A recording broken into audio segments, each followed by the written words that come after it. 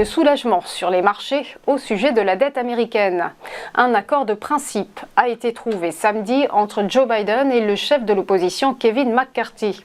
Aucun détail n'a encore filtré sur le compromis qui porte sur une meilleure maîtrise des dépenses publiques et permettra ainsi de relever le plafond légal d'endettement fédéral.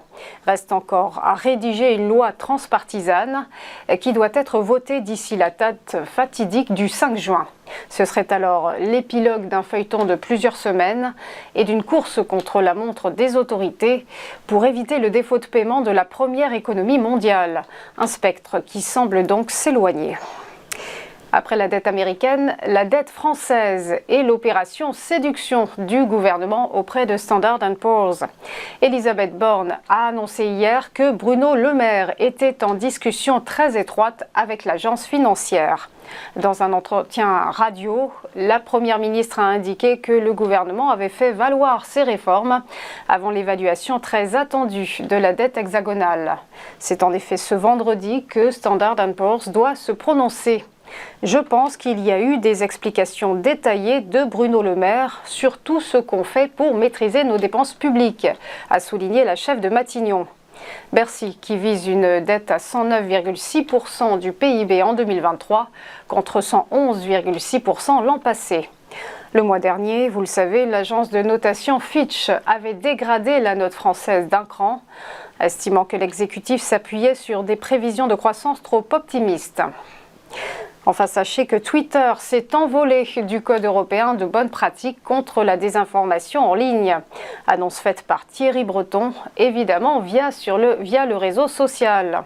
Un retrait sans surprise pour le commissaire européen à l'industrie. Thierry Breton qui tient à rappeler à Twitter que ses obligations demeurent. Vous pouvez courir, mais vous ne pouvez pas vous cacher. La lutte contre la désinformation sera une obligation légale à partir du 25 août. Nos équipes sont prêtes à faire appliquer la loi, a-t-il averti. Depuis son rachat par Elon Musk il y a 6 mois, la modération des contenus problématiques du réseau social a été assouplie et Twitter est accusé d'avoir accentué l'écho des propagateurs de fake news sur la plateforme.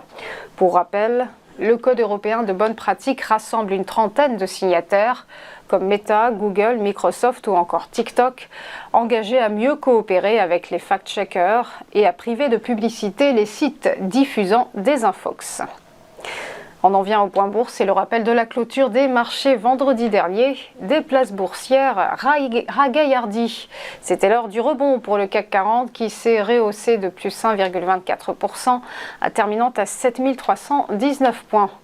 Idem à Francfort avec un DAX qui a avancé de 1,2% à 15 983 points.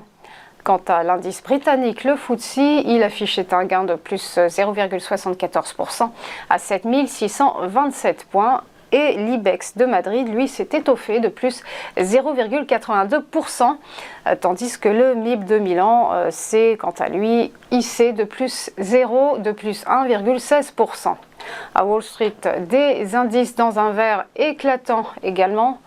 Le Dow Jones a engrangé plus 1% tout rond, le S&P 500 s'est renforcé de plus 1,31% et le Nasdaq Composite s'est envolé de 2,19%.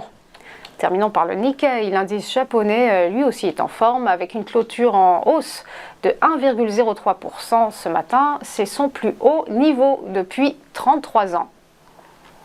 Voilà pour les news, on reste ensemble, mais on va quand même marquer une première pause et on va se retrouver juste après avec Bernard Prats d'Esclos pour Chronocac. A tout de suite.